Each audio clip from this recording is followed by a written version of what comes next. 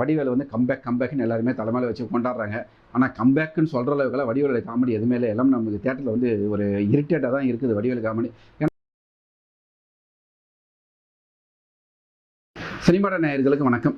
இன்னைக்கு நாம் பார்க்க போகிற திரை விமர்சனம் வந்து சுந்தர் சி நடித்து இயக்கி இருக்கும் படம் கேங்கர்ஸ். இந்த படத்தில் சுந்தர் சி கூட வடிவேலு, கேத்ரின் சராசா மற்றும் பல நடிச்சிருக்காங்க. இந்த படத்துடைய கதை என்னன்னு சொல்லிட்டு பார்த்தீங்கன்னாக்கா, கேத்ரின் தெரசா வந்து ஒரு ஸ்கூலில் டீச்சராக இருக்காங்க. அந்த ஸ்கூலில் படிக்கிற ஒரு பொண்ணு வந்து காணாமல் போயிடுது. அந்த பொண்ணு காணாமல் போனதை பற்றி ஒரு கம்ப்ளைண்ட் பண்ண போகிறாங்க. கம்ப்ளைண்ட் பண்ணால் அந்த ஸ்கூல் நடத்துகிற ஒரு 2 அண்ணன் தம்பிங்க இருக்காங்க. அவங்க வந்து மிகப்பெரிய சாராய வியாபாரிகள் அப்படி இப்படின்னுலாம் சொல்லிக்கிறாங்க. அவங்க பின்னணியில் இருப்பாங்கன்னு நினச்சி போய் போலீஸில் கம்ப்ளைண்ட் கொடுத்தா யாரும் லோக்கலில் இருக்கிற போலீஸ் ஸ்டேஷன் கம்ப்ளைண்ட் எடுக்க மாட்டேங்கிறாங்க. வந்து மேலிடத்துக்கு வந்து மெயில் அனுப்புகிறாங்க. இந்த மாதிரி கம்ப்ளைண்ட் அனுப்புகிறாங்க. இந்த மாதிரி எங்கள் ஸ்கூலில் இருக்கிற பசங்க வந்து காணாமல் போயிருக்காங்க, இதை பற்றி நீங்கள் கம்ப்ளைண்ட் பண்ணால் அப்புறம் அந்த ஊரில் இருக்கிற வில்லன் கோஷ்டி பண்ணுற அநியாயங்கள் எல்லாம் வந்து அனுப்புகிறாங்க. நீங்கள் மேலிடத்தில் வந்து ஒரு ரகசிய போலீஸை அந்த இடத்துல நம்மளுக்கு மூஞ்சி காட்டுறதில் அவர் கையில் லெட்டர் கொடுத்து நீங்கள் இந்த பள்ளியில் போய் டீச்சராக ஜாயின் பண்ணுங்கள், அப்படியே அந்த ஊரில் நடக்கிற விஷயங்கள்லாம் வந்து ரகசியமாக ரிப்போர்ட் பண்ணுங்கன்னு சொல்கிறாங்க. கட் பண்ணால் இங்கே சுந்தர் சி வந்து அந்த ஸ்கூலில் வந்து ஒரு பிடி டீச்சராக ஜாயின் பண்ணுறாரு. அவர் ஜாயின் பண்ணி இந்த விஷயத்தில் கண்டுபிடிப்பாருன்னு பார்த்தா அவர் கிடையாது. ஆனால் அவர் வந்து சில விஷயங்கள் பண்ணிக்கிட்டே இருக்கிறாரு. இந்த பெண்ணை இது பண்ணது பொறுத்து அப்படி ஒரு சீரியஸாக போயிட்டு இருக்கும்போது அந்த இன்டர்வல் பிளாக் வந்து ஒரு மிகப்பெரிய ஒரு விஷயமா வந்து முடியுது. என்னென்னா, அந்த பொண்ணை கொலை பண்ணது கூட படிக்கிற ஒரு பையனே கூட்டு போயிட்டு கொலை பண்ணியிருக்கிறான்ற மாதிரி முடிப்பாங்க. சரி, செகண்ட் ஹாஃபில் வந்து இந்த படம் இந்த கதையை நோக்கி இந்த விஷயங்களை நோக்கி போதா அப்படின்னு சொல்லிட்டு பார்த்தா அதுதாங்க இல்லை. ஏன்னா இந்த படத்தில் கேத்ரின் தெரசா அந்த பொண்ணு காணாமல் போச்சுன்னு ரொம்ப சீரியஸாக இருக்காங்க.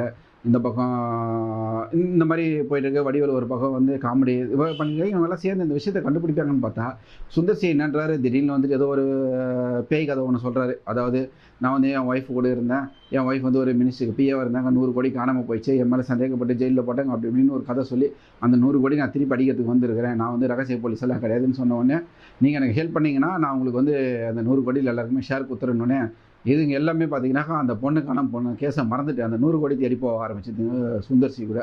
அப்புறம் ஏதோ போகிறாரு தியேட்டருக்குள்ளே 100 கோடி 2 ஸ்க்ரீன் நடுவில் ஒலிக்க வச்சுருக்கிறாங்க. ஒரு பெரிய கண்டெய்னர் ஒன்று, இது லாக்கர் ஒன்று கண்டுபிடிச்சிருக்காங்க. அந்த லாக்கருக்கு சாவி வந்து 3 பேர் இடுப்பில் கட்டிகிட்டு இருக்காங்க வில்லனுங்க. அதில் 2 சாவியை இவர் திருடுறாரு. 3வது சாவியும் போய் சூப்பராக வீட்டுக்குள்ளே போய் திருடிட்டு வராங்க. சாவியெல்லாம் திருடி கொண்டு வந்து இது பண்ணுறாங்க. அது மட்டும் அந்த லாக்கரை செஞ்ச பம்பாயிலேருந்து ஒருத்தர் வராரு. அவரை கடத்தி வச்சுட்டு வடிவேலு எங்கே போனாலும் வடிவேலை தான் அனுப்புகிறாங்க. இப்படி எல்லாம் பண்ணி அந்த 100 கோடி அடிச்சுட்டு போகிறாங்க. அப்புறம் எல்லாருக்கும் பங்கு கொடுக்குறாங்க. இப்படி தான் போகுது இந்த கதை. சுந்தர் சி எதுக்கு இப்படி ஒரு தேவையில்லாத ஒரு கதையை எடுத்தாருன்னு தெரியலன்னு தான் சொல்லலாம். ஏன்னா அவர் வந்து இந்த படத்தில் அவரை விட வடிவேலு தான் சீன் காட்டுறாங்க. ஏதோ வடிவேலு கம்பேக்குன்னு சொல்கிறாங்க. ரைட்டு, கம்பேக் தான். ஆனால் வடிவேலுடைய இந்த நடிப்பெல்லாம் முன்னாடி தலைநகரம் வின்னர் அதோட முடிஞ்சு போச்சு. இன்றைக்கும் வந்து இந்த காமெடி எதிர்பார்ப்பானா ஒரே மாதிரி ரியாக்ஷன், ஒரு மாதிரி சுருட்ட முடிய வச்சுக்கிட்டு எந்த ரியாக்ஷன் இப்படிலாம் பண்ணுறாங்க. அது மாதிரி அந்த ஸ்கூல் போர்ஷன் ரொம்ப அபத்தமான போர்ஷன். ஏங்க, வடிவேலு அந்த ஸ்கூலில் ஒரு பிடி டீச்சரு இருக்கட்டும், அவர் வந்து காமெடினா கூட இருக்கட்டும். அதுக்காக சின்ன பசங்க போகிறாங்க, டே வாடா போடா மாப்பிள்ளன்னு கூப்பிட்ற அளவுக்குலாம் வந்து ஒரு வாத்தியாரை வந்து பேசினா ஒரு வாத்தியாருக்கு உண்டான ஒரு மரியாதை இருக்குது. அதெல்லாம் சுந்தர் சி வந்து யோசிக்கவே மாட்டார். நம்ம இவ்வளோ கேவலமாக ஒரு சீன் பண்ணுறோமே அப்படின்னு சொல்லிட்டு. சுந்தர் சி வந்து, அதாவது இந்த படத்தில் இன்னொரு ஒரு விஷயம் என்னென்னா, அதாவது இந்த படம் மொத்தமாகவே ஏதோ ஒரு முதியோர்லேருந்து கூட்டு வந்த மாதிரி இருக்குது. எல்லாம் ரிட்டையர்ட் ஆன கேஸாகவே இருக்கிறாங்க. ஏதாவது ஒரு சின்ன வயசில் இருக்கிற ஒரு ஆளை போட்டு தான் கூட பரவாயில்ல. கேத்ரின் தெரசாவை சுந்தர் சிக்கு ஈக்குவலாக காட்டணுன்றதுக்கு அவங்கள வயசான மாதிரி காட்டி வச்சுருக்காங்க. சுந்தர் சிக்கும் ஏஜ் தாண்டி போச்சு. இந்த படத்துக்கு கதாநாயகன் நடிக்கக்கூடிய ஒரு இதில் ஒரு போலீஸ் கேரக்டராக உள்ளே வந்து இன்வெஸ்டிகேஷன் பண்ணுற மாதிரி இருந்தால் கூட கொஞ்சம் நல்லா இருந்திருக்கும். அந்த ரகசிய போலீஸாக நம்ம பக்ஸே வராரு. அவர் ரகசிய போலீஸாக வராரா, எதுக்கு வராருன்னே தெரில. அந்த மாதிரியான ஒரு கேரக்டர் டிசைன் அது. இப்படியா போகுது இந்த படத்தில். இந்த வில்லனுங்க வந்து அதுக்கு ஒரு பேய் கதை சொல்கிறாங்க. இந்த மாதிரிலாம் சொல்லி பண்ணி வச்சுருக்காங்க. இதுதான் வந்து கேங்கர்ஸ்ன்றது வந்து கேங்ஸ்டர்ஸை கேங்கர்ஸ்ன்னு காமெடியாக சொல்கிறாங்களாம். அதாவது ஸ்பெல்லிங் மிஸ்டேக்கோட சொல்கிறாங்க.